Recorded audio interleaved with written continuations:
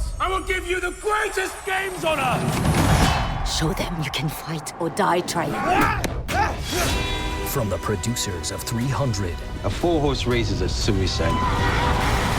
Let the games begin! Starring Oscar winner Anthony Hopkins. Behold, this arena will be built for Rome. Rise or die. Those About to Die. A new Peacock original series streaming July 18th.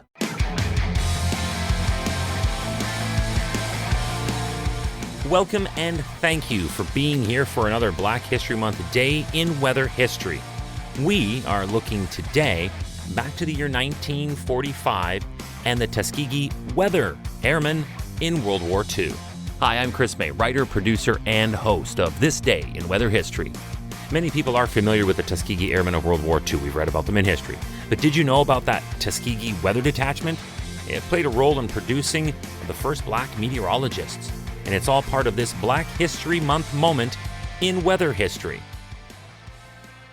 The Tuskegee Airmen were the first black military pilots in what was called the U.S. Army Air Corps, the AAC, which would later merge into what we know today as the globally celebrated U.S. Air Force.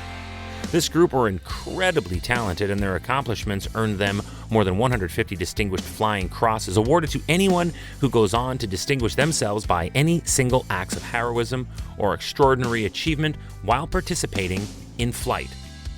So for 150 of these among this group is truly remarkable, and I think sets the scene, tells the whole story. But for all their recognized individual success, they were likely most proud of what they, as a whole sum of their parts, meant to the cause of segregation and integration, because they played a top role in helping encourage that eventual integration of the United States Armed Forces. However, in a story from Air Power History magazine, only 62 qualified weather forecasters were registered with the Army in July of 1940. That was not a lot by any standards. But then again, this field was still coming into its own.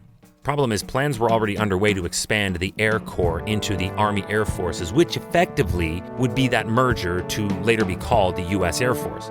It would require as many as 10,000 to 20,000 weather personnel. 62 was a long way from that. Among the notable Tuskegee Weathermen included the following.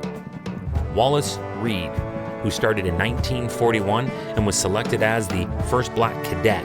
Reed was also the first black weather officer for the Air Corps Weather Service.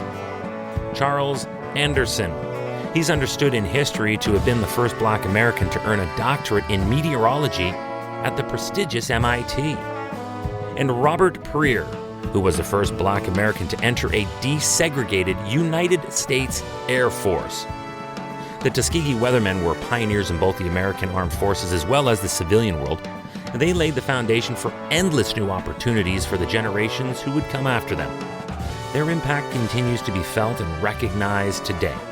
As a matter of fact, in this current day and age, and I quote, federal law mandates that jobs and military service opportunities remain available to all Americans, regardless of gender, race, or creed. It is often to take these freedoms for granted. However, this has not always been the case. Welcome to year 2 of this podcast. Right now, you're listening to the full version of today's story on your favorite podcast provider. But there's also the daily podcast video short. They're shot right here in my podcast recording studio, so you get that perspective. But oftentimes, they will include visuals from that day's event, from when it happened, in weather history.